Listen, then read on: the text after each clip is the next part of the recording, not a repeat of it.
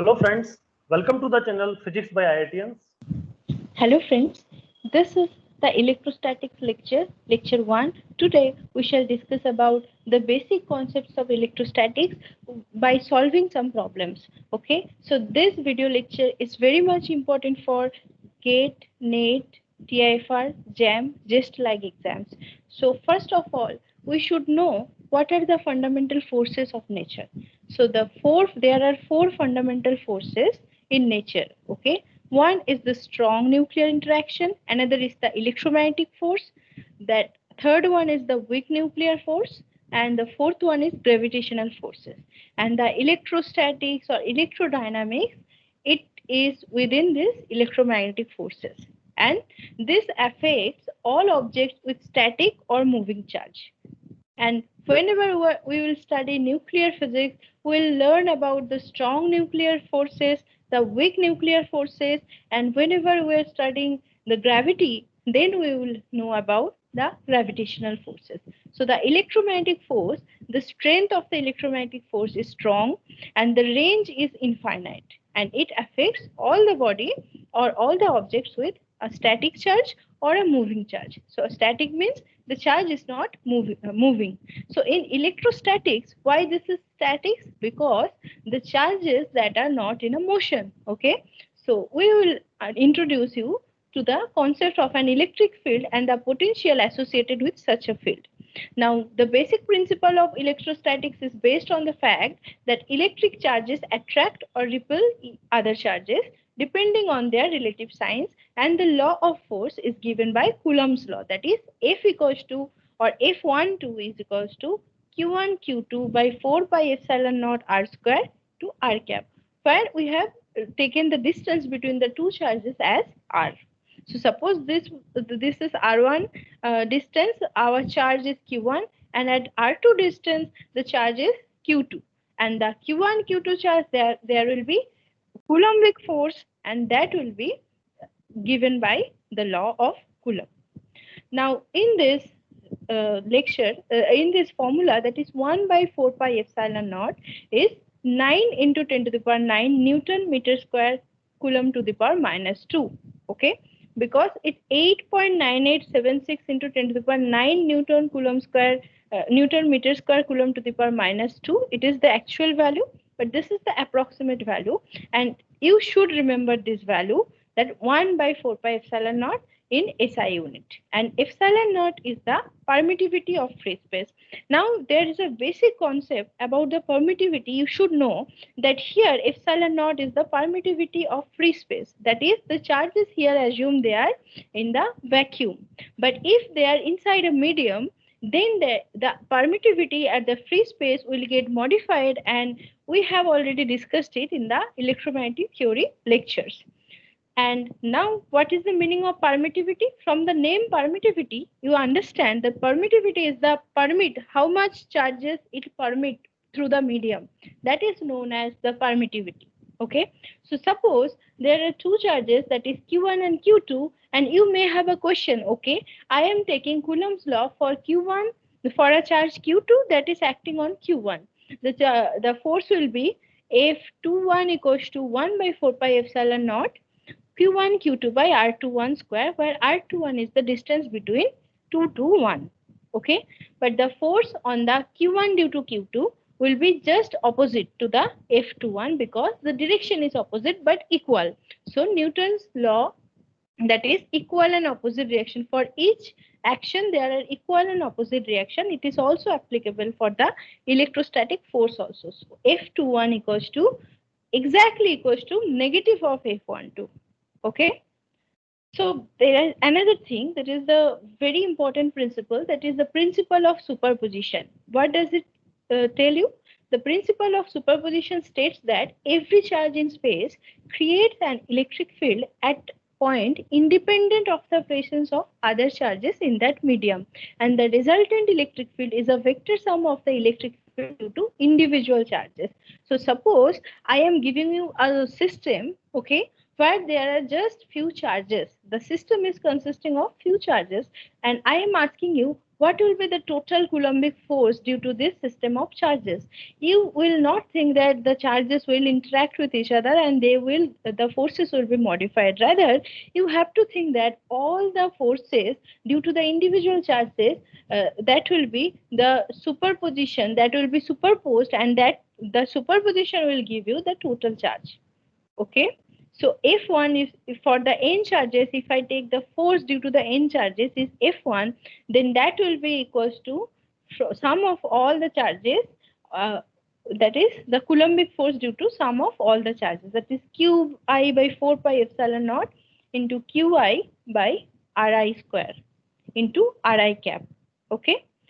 So here the most important applications are here in the source charges that we have thought here or we have taken here, that a discrete collection of charges. But reality, these charges are not discrete, because suppose you are taking a charge air, or you can take a charge surface, or you can take a charge cylinder, or you can take a charge spherical shell. So is this really discrete? Yeah, for the microscopic levels, you can think that the charges are discrete, but discrete, the scale of their discreteness, I mean, you can't actually take that into account. So for the real system, the discreteness of charge, you should not consider, rather you should replace the discreteness by the summation, or you should take all the charges and you should replace the sum over sign by integration. Okay. So first you should introduce yourself by this term, that is line charge, that is one dimensional line. Suppose one dimensional charge, that is line charge. So it will be lambda, and this means that line charge density, that is charge per unit length. Suppose there is a surface charge density. What is meaning of surface charge density? That is sigma, that is known as charge per unit area. For the volume charge density, what is the volume charge density? That is charge per unit volume. So line charge for the one dimensional case, surface charge for the two dimensional case, and volume charge for the three dimensional case. Okay. So how do you represent the electric field for the line charge? Earlier, Q by R square for the discrete set of charges Q. Now we are taking not the sum of the sum, we are taking the integration over all the line of charge. Okay, that is lambda into dl, because the charge per unit length is lambda. So lambda into dl, that is charge into length, that will give you, or sorry, charge per unit charge density into length, that will give you the total charge. So total charge divided by R square. For surface charge, that is total surface, that is surface charge density sigma into dA, that is total charge within that surface divided by R square. For volume, that is total charge within that volume d tau, that is rho d tau divided by R square. I think you all know this basic fundamental relations. Okay, so here R cap is the unit vector from that segment of charge distribution to the point of observation. Okay. So suppose we are considering a problem that find the electric field, that is the magnitude and direction, both you have to find, a distance z above the midpoint between two equal charges q at a distance d apart. Check that your result inconsistent with what you would expect when z very greater than d.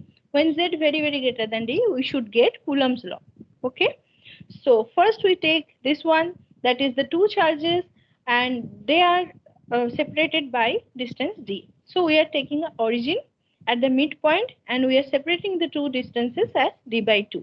Now we have to calculate the components of the electric field. Since this electric field is a vector quantity, so it has both magnitude and direction. Also in the question also it is mentioned. So how to calculate the component? Suppose the A is any vector, so its component along the x direction is ax, that is mod A cos phi. If phi is the angle between, this is the phi angle, okay, and the perpendicular component of A is mod A sin phi. Hope you all know these basic things.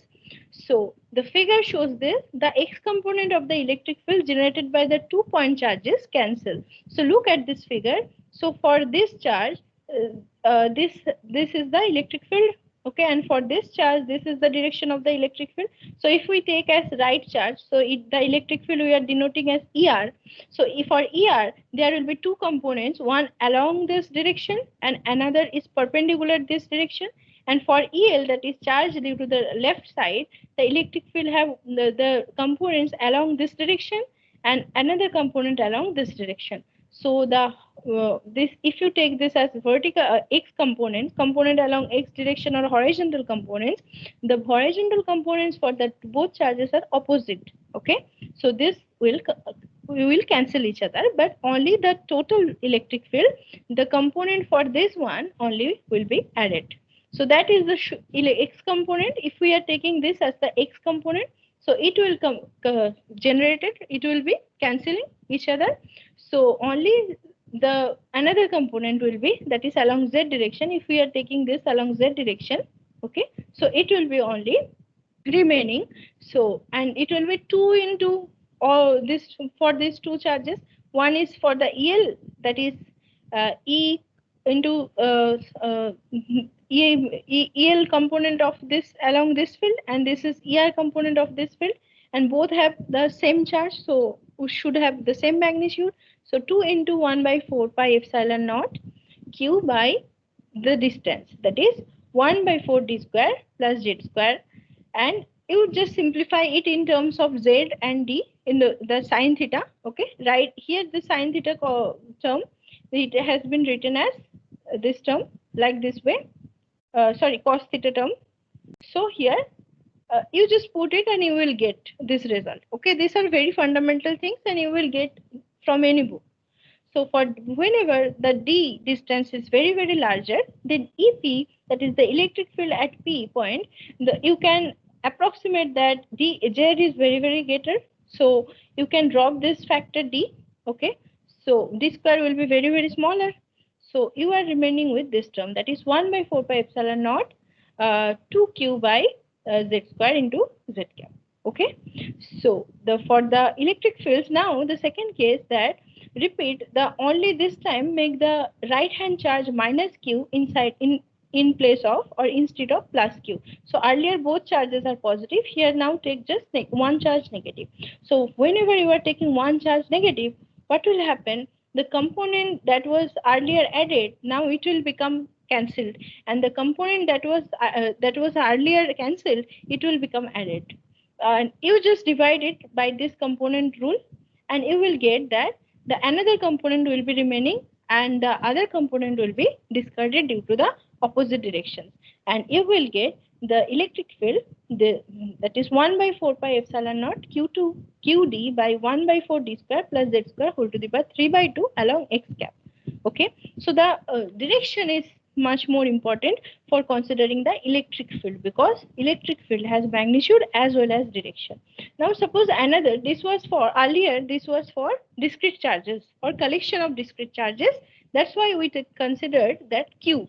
Now suppose not you are considering the discrete charge, but find the electric field a distance z above the center of a circular loop of radius r, which carries a uniform line charge lambda or uniform line charge density lambda. So here this is a collection of charges, okay, not discrete charges, continuous charges, and this is the circular loop in the form of a circular loop. So what you have to do here, you can't place q by r square rule. You have to write q equals to lambda dl, and the distance between the configuration or the segment which you are considering to the observation point, you have to write in terms of the coordinate system. So DE, that is the smallest segment for this lambda dl charge or lambda dl elementary charge, it is 1 by 4 pi epsilon naught lambda dl by r square plus z square, where we are taking this is the r distance and this is z distance. So you are considering this segment. So the observation point P is here. So the distance between the charge element and your point of observation P is root over of r square plus z square. So it will be whole square. So this remaining that r square plus z square. So now you have to integrate the whole to dE for getting the charge distribution, for getting the electric field due to the whole ring. Okay, so you just take E equals to integration over dl and with this term. Okay, So after calculating the integration, you are left with E equals to 1 by 4 pi epsilon naught z by r square plus z square whole to the power 3 by 2 into q. Okay, whenever you are writing in terms of q. Now suppose the earlier, I think you understand what is the change here.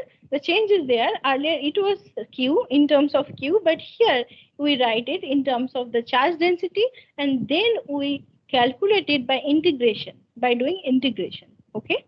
So now next, suppose this is not a line, suppose this is a surface. How do you calculate? Okay, so find the electric field a distance z from the center of a spherical surface of radius r, which carries a uniform surface charge density sigma, and treat the case for z less than r, that is inside the spherical surface, as well as z greater than r, that is outside the spherical surface, and express the answer in terms of the total charge q on the surface. So here this is your surface, and it is given that consider the two cases when z is greater than r and z is small or smaller than r. Okay, so you have to here apply the same thing, but earlier you applied lambda dl, that is the line charge density. Here you have to apply sigma ds, that is the surface charge density into per unit area into area, that will give you the charge. So first you have to do, earlier we just divide these lines into smaller elements by dl. Here you divide this area into smaller areas by ds. Okay, so we notice we can use any other notation also for the smaller surface element. Anyone can tell dA or ds as as you wish. That is your choice of notation. Here we are taking this ds term, that is r into d theta. Okay, in terms of the polar coordinate system, and we are taking this small this theta change, that is from here to here there will be a smaller theta change, and that is denoted as d theta. So dA, that is the area of the ring, is dA equals to 2 pi r sine theta into r d theta, that is 2 pi r square sine theta d theta. Okay, so the total charge will be dq, that is sigma on this smaller elemental area, not whole. Okay, so dq equals to sigma dA, or it can be written as this way. So dE you can calculate it by using the Coulomb law, and for E you have to integrate it, and after integration you get the result E equals to minus 1 by 8 pi epsilon naught q by r ddz of this one. Now if z is greater than r, then you are getting that E equals to 1 by 4 pi epsilon naught q by z square, and if z is smaller than r, that is inside the surface, E is 0.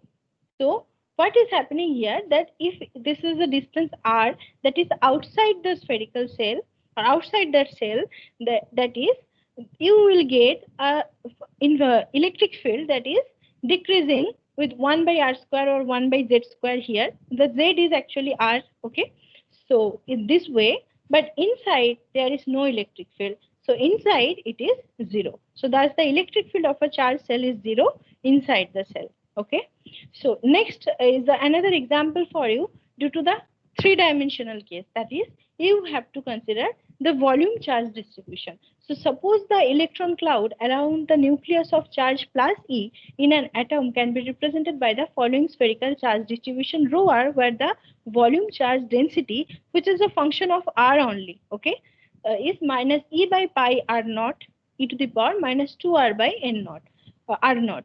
So where r naught is called the Bose radius, now calculate the total charge of the cloud. So how do you calculate the total charge? That is rho, that is the charge per unit volume. So if you multiply the rho charge density into volume, then it will give you the total charge. And what you have to do? So you have to perform integration from 0 to infinite rho r into 4 pi r square dr. Why you are taking the integration from 0 to infinite? Since it is only r dependence, and for the polar coordinate system, the r is varying from 0 to infinite. Okay, so not minus infinite to infinite. You cannot take r as negative, so you have to integrate it as 0 to infinite. So just perform this integration, you will get the final result, and please comment the final result.